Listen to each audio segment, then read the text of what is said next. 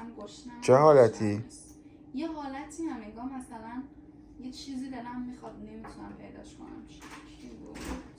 کی اومد؟ مینا جون اومد.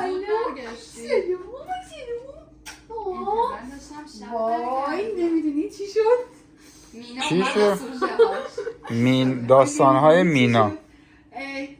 داشتم میرفتم به سگا غذا برده بودم، بعد بهشون میدادم، نوزشون میکردم. بعد یکی از این آدمای بی خانمان اومد گفت تو حیوونا رو دوست داری؟ آدما رو هم دوست داری؟ گفتم خیلی. چه سوالیه؟ بعدش گفت اگه من چیزی بخوام برام میگیری؟ گفتم چرا نگیرم؟ گفتم گرسنه. چی؟ غذا. فیلممو میگیری؟ آره. غذا خواسته. نه گفتم گرسنته؟ گفت نه. گفتم چی میخوای؟ گفتم الان سیگار میگه. گفت من مشروب میخوام. نه. گفتم من مشروب نمیخورم، نمیدونم اینجا کجا مشروب میفروشن. گفت چیزه، دستمو گرفت گفت بیا بریم نشونت بدم. بعد من برد همون نزدیکی یه مشروب فروشی بود، پیره میخواست. بعد براش گرفتم خنکشو. بعدش دیگه با هم دوست شدیم. گفت بیا بشیم پیش ما. نشستم. نترسیدی؟ نه مینا جون کمک یه پولی میدن، یه غذای سالمی چیزی، مشروب بهشون میدن.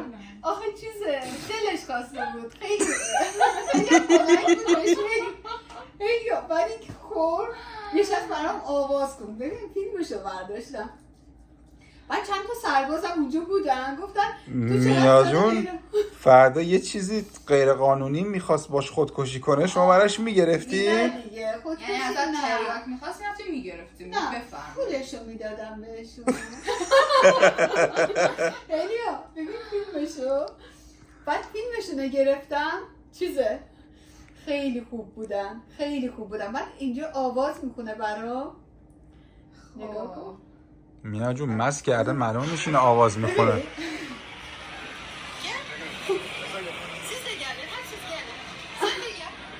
می‌خواستی عکس بگیری باشون؟ آره میخواستم عکس بگیرم.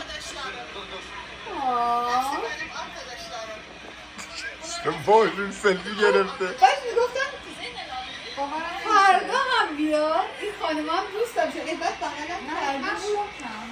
بعد گفتم فردا بازم بیاد. گفتم شاید فردا برگردم. گفتم نگرد لطفا نگرد. میخوام مشروب فرداشون هم اوکی کنم. نه خیلی خوب بودن. معتاد مشروبن اینا تا نیاز به کمک داشتن. این مرده انقدر مرد زین‌العابدین بود اسمش. خیلی آواز خوند برام. عزیزم مست کرده آواز خدایی خونده. من میترسم برم بشم نه خیلی خوب بودن. چه دل و جرأتی داری کرده. ولی خیلی خوشم اومد. خیلی خوب بودن. اینم از داستان امروز مینا. منتظر ویدیوی بعدی مینا باشید. داستان‌ها با مینا. ما مینا عزیزم